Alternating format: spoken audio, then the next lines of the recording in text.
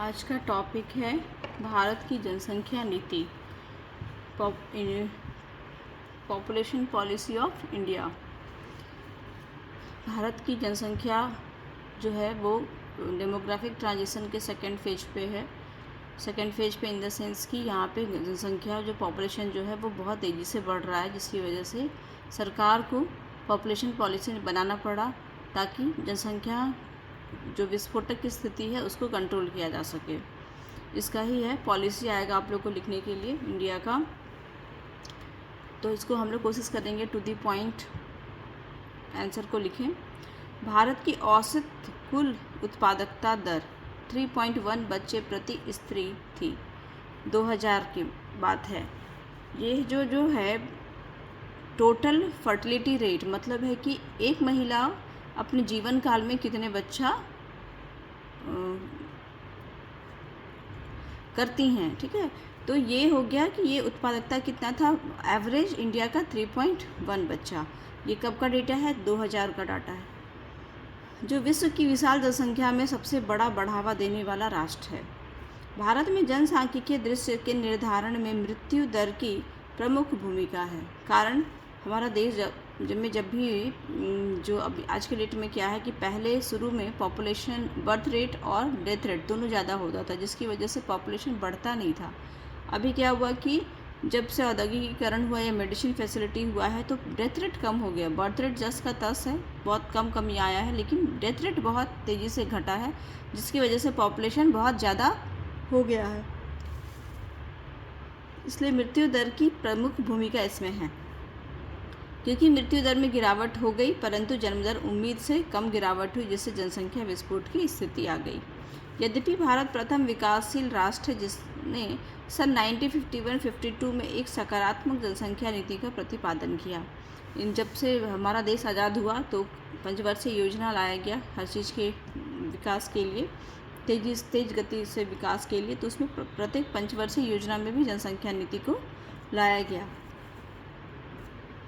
पहला है प्रथम पंचवर्षीय योजना, ये 1951-55 का था, 5 वर्ष का होता था ये योजना। लोगों में परिवार नियोजन के भाव तथा परिवार नियोजन के उपकरणों के में सकारात्मक अभिरुचि उत्पन्न करने पर जोर दिया गया, ठीक है। द्वितीय पंचवर्षीय जो इम्पोर्टेंट है वो हमने लिखा है। द्वितीय पंचवर्षीय योजना में था स्वेच्छापूर्वक नसबंदी का प्रावधान किया गया, लोगों को इसमें जागरूक किया गया। तृतीय पंचवर्षीय योजना में एक समुचित अवधि में जनसंख्या वृद्धि में निस्थिरता लाना नियोजित विकास का केंद्र बिंदु बना। मतलब हमारा जो विकास का केंद्र बिंदु क्या बना कि जनसंख्या वृद्धि में स्थिरता आए, बढ़े नहीं। शिक्षा, इसके शिक्षा प्रसार, स्वास्थ्य केंद्रों का जाल विस्तार, छोटे परिवार का भाव, विवाह आयु में वृद्धि, रोजगार वृद्धि, समग्र विकास पर बल दिया गया। चौथी पंचवर्षीय योजना में जन्म दर को 39 व्यक्ति प्रति हजार से 23 व्यक्ति प्रति हजार तक लाने का समयबद्ध समय रखा गया। मतलब ये था 1978-79 के बीच में कि 39 से 23 तक लाया जाए। पंचवर्षीय योजना जो था, पाँचवीं जो पंचवर्षीय योजना थी उसमें था, इसमें अधिकांश सामाजिक सेवाओं जैसे शिक्षा, सार्वजनिक स्वास्थ्य सेवा, परिवार नियोजन, बाल आधार और मातृत्व पोषण को रखा गया। छठा पंचवर्षीय योजना में जन्म दर घटाकर 30 व्यक्ति प्रति हजार का लक्ष्य रखा गया। और सातवें में क्या था कि स्त्रियों की विवाह आयु की सीमा 20 वर्ष करना था। हम दो हमारे दो का नारा लाया गया। लक्ष्य दंपत्ति में 42% में गर्भ निरोधक सुविधाएं उपलब्ध कराना की कोशिश की गई।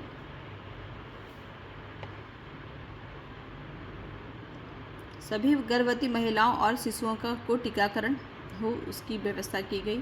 11 से 15 वर्ष के बच्चों की शिक्षा की अनिवार्यता। इस ढंग से हम पंचवर्षीय योजना में हर एक का सबसे जो इम्पोर्टेंट पॉइंट था उसको लिया है, और लास्ट वाला जो 7वां था उसमें ज़्यादा काम किया गया था। परिवार नियोजन के 2 प्रमुख उपगमन थे, 2 तरीका था, एक तो दीर्घकालीन और एक अल्पकालीन। ये लंबे समय कार्य करने वाला, धीरे धीरे ही चेंजेज आता है, तुरंत नहीं होता। एक दूसरा था कि कैसे जल्दी चेंजेज लाने का क्या तरीका हो सकता है। दीर्घकालीन में था, इसमें सामाजिक आर्थिक जनसांख्यिकी संरचना में सुधार, और अल्पकालिक में था जिसमें शीघ्र जन्मता को रोक कर प्रतिफल प्राप्त करना था, कि कैसे भी हम लोग कई जो है ना सो उपाय करके हम जल्दी से जनसंख्या को रोक सकें। नई राष्ट्रीय जनसंख्या नीति 2000 में भी जो है वो बना था, तो 3 तरीके से बना था, तुरंत, जल्दी से जल्दी हो, मध्यकालीन और दीर्घकालीन, 3 उपाय कर किया गया था जनसंख्या को कंट्रोल करने के लिए। और 2000 में भारत सरकार द्वारा घोषित राष्ट्रीय जनसंख्या नीति स्वतंत्रता उपरांत जनसंख्या समस्या समाधान का सर्वश्रेष्ठ अभिलेख। इसमें 3 प्रकार के लक्ष्य निर्धारित किए गए हैं, तुरंत, मध्यकालीन और दीर्घकालीन। तुरंत में क्या है, देश में हर नागरिक को हर प्रकार का स्वास्थ्य सुविधा उपलब्ध कराना, विशेषकर शिशुओं, नवजात शिशुओं तथा गर्भवती महिलाओं को हर प्रकार की गर्भ निरोधक सुविधाओं को घर घर तक पहुँचाना। इसमें तुरंत तभी हो सकता है जब हम ये गर्भ निरोधक जो है वो वस्तु का इस्तेमाल लोगों को प्रोत्साहित करें इसको करने के लिए, और महिलाओं सब लोगों को जागरूक करें स्वास्थ्य की सुविधाओं के लिए। दूसरा था मध्यकालीन, जो जिसमें कि कुछ समय लगेगा, बहुत लंबा नहीं। देश की कुल उत्पादकता दर TFR, टोटल फर्टिलिटी रेट, को शीघ्र 2.1 के स्तर तक लाना, मतलब प्रत्येक महिला अपने जीवन काल में कितने 2 बच्चे ही करे। तीसरा था दीर्घकालीन में सन 2045 तक देश की जनसंख्या को अस्थायी बनाना था, मतलब ये जो अगर आ जाता 2.1 तो इसको ही कंसिस्टेंसीज में लाना है, कंटिन्यू, इसे बढ़े या घटे नहीं।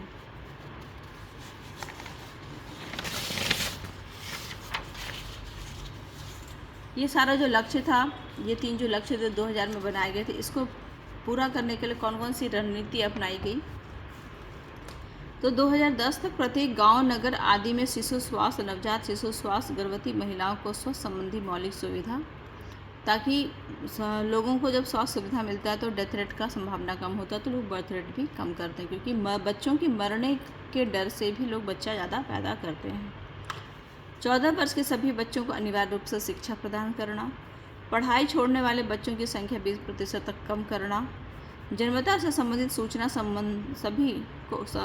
सभी को उपलब्ध कराना, कम से कम 80% जनन को चिकित्सालयों की परिधि से संपन्न कराना। जैसे पहले घर में बच्चे हो जाते थे, लोग कर लेते थे, इसमें डेथ रेट बहुत होता था माँ का और बच्चा का। अब जो है 80% कोशिश किया जाता था कि वो हॉस्पिटल की सुविधा उनको मिले। टीके सभी नवजात शिशुओं तक पहुंचाना, जो कि कई रोगों से बचाता बच्चों को। ऐसी व्यवस्था करना कि प्रत्येक जन्म, मृत्यु और गर्भ विवाह को पंजीकृत किया जा सके। कहीं भी कोई जन्म हो रहा है, मृत्यु हो रहा है, तो ये वहाँ के मुखिया या पंचायत सेवक या फिर नगर निकाय को ये ज़रूर बताना चाहिए, ताकि हम लोग के पास में काउंटिंग सही रह सके और सुविधा भी देने में सुविधा होती है ना।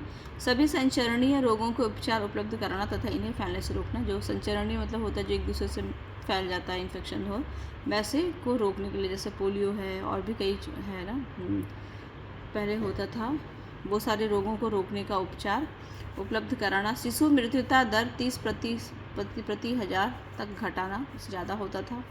एड्स जैसे भयानक रोग की रोकथाम के लिए प्रयास। गर्भ से संबंधित महिला मृत्यु दर को 100 लाख से निम्न लाना। कुल उत्पादकता दर, टोटल फर्टिलिटी रेट को 2.1 प्रतिस्थापन स्तर तक लाना। ये सभी प्रयत्न करना जिससे कि जनसंख्या पर अंकुश लगाना एक सरकारी कार्यक्रम न रह कर के स्वजनित जनता का आंदोलन बन जाए। मतलब इतना ज़्यादा लोग को वो इन्फ्लुएंस किया जाए कि लोग खुद अपने आप जागरूक हो जाए। इसमें सरकार को किसी ढंग से प्रोत्साहित या ज़बरदस्ती करने की जरूरत ना पड़े। अब जो है भारत की जनसंख्या नीति को 2045 तक अस्थायी बनाने हेतु सुनिश्चित रणनीति तैयार की गई। ये सब तो ठीक है 2000 में किया गया। अब 2045 तक भी यही स्थिर रहे, ये सारा बढ़े नहीं जनसंख्या। इसके लिए क्या किया गया कि नीति निर्धारण तथा पालन दोनों देशों का विकेंद्रीकरण करना। मतलब जो भी नीति बन रहा है उसको माइन्यूटली लेवल तक, पूरे गाँव, छोटे छोटे गाँव कस्बों तक भी इसको फैलाना, लोगों को जागरूक करना, सिर्फ एक जगह शहरों में नहीं रहना।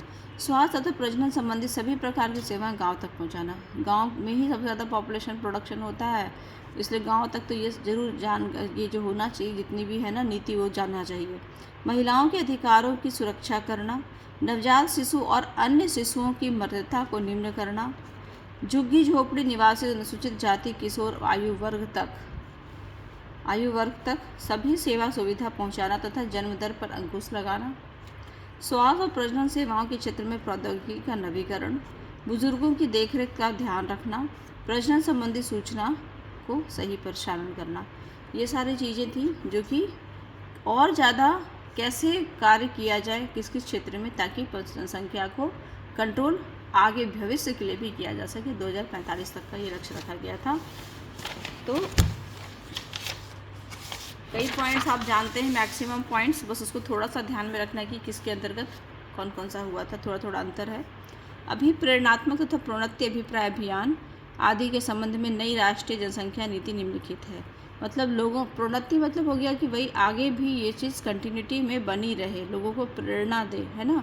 इसके लिए और ज़्यादा लोग को उत्साहित कैसे किया गया, क्या क्या काम किया गया, जिससे कि सरकार के द्वारा जनता उत्साह होकर के उनके इस लक्ष्य को पूरा कर सके। सभी पंचायत तथा जिला परिषदों को पुरस्कृत करना जो छोटे परिवार की विचारधारा को प्रचलित करने में, जन्म तथा मृत्यु दर को कम करने में सहायता कर रहे हैं, और दूसरा 14 वर्ष तक अनिवार्य शिक्षा में सहयोग देते हैं, है ना। दूसरा बालिका समृद्धि योजना, जिसमें परिवार में पहले बच्चे तथा दूसरे बच्चों में मात्र 500 रुपये देने की जारी रखा गया। मतलब पहला दूसरा बच्चा में 500 मिलेगा, अगले में नहीं मिलेगा, ताकि बच्चा 2 ही लोग रखें। जो महिला 19 वर्ष के बाद जन्म देती हैं और सभी स्वास्थ्य चिकित्सा सुविधा का उपयोग करती हैं, उसे भी 500 रुपया मिलता है। मतलब प्रोत्साहित किया जा रहा है कि आप अस्पताल में अपना प्रजनन क्रिया करवाएँ और 19 वर्ष के बाद कराएँ। चौथा, गरीबी रेखा से नीचे बीमा योजना का प्रावधान, जो कि दंपतियों 2 बच्चों के बाद नसबंदी करवा ले और उसे कोई भी इलाज के लिए 5,000 रुपये की धनराशि उपलब्ध कराई जाए। ठीक है, जो स्पेशली गरीबी रेखा है उनको है कि 2 बच्चों में बाद जो नसबंदी करा लेता है उसको 5,000 रुपया धनराशि भी दी जाएगी, ताकि लोग करा सकें। गरीबी रेखा के नीचे जो दंपति अपने बच्चे को बालिका का 18 वर्ष बाद तथा बालक का 21 वर्ष बाद विवाह कराएंगे, उससे पुरस्कृत किया जाएगा वैसे परिवार जिसके बच्चे, लड़कियां 19 साल और लड़का 21 साल के बाद जो शादी कर रहा है। प्रत्येक गांव में तथा शहर के झुग्गी झोपड़ियों के क्षेत्र में आंगनबाड़ी तथा क्रेच आदि खोले जाएं, जिनसे महिलाएं आदि व्यवसाय पाना चाहे तो पा सकें। मतलब ऐसे बच्चों को खिलाने की सुविधा बनाई जाए, ताकि महिलाएं जब इंगेज हो जाएंगी रोजगार में तो वो बच्चा अपने आप कम पैदा करेंगी। तो ये एक सरकार का प्रोग्राम है। गर्भ निरोधक उपाय आसानी से उपलब्ध कराए जाएं। गर्भपात सुविधाओं के सुधार लाकर इच्छुक लोगों को उपलब्ध कराया जाएगा। रोगी वाहन एम्बुलेंस की सुविधा प्रदान करें। महिलाओं के व्यावसायिक प्रशिक्षण, प्रबंधन आदि व्यवसाय प्रारंभ कराया जाए। किशोर आयु विवाह निषेध संबंध सन 1976 के कानून को सख्ती से लागू किया जाए। 1994 के गर्भ के दौरान शिशु के लिंग जानने पर पूरी रोक लगाने वाले कानून का सख्ती से पालन किया जाए। और 13 लोकसभा तथा राज्यसभा के विधायकों की संख्या पर जो रोक सन 1971 की जनसंख्या के आधार पर लगाई हुई, उसे सन 2026 तक जारी किया जाए। मतलब 2 बच्चे जो हैं जिनके, वही विधायक लोकसभा राज्यसभा के विधायक रह सकते हैं, उसके अलावा नहीं रह सकते हैं। ये जो है 2026 तक इस नियम को लागू रखा जाए। तो इस ढंग से ये जो है आप 2-3 बार पढ़ेंगे तो याद हो जाएगा, है ना। और कुछ इम्पॉर्टेंट पॉइंट है उसको नोट कर लेंगे, तो ये इम्पॉर्टेंट टॉपिक है। Thank you.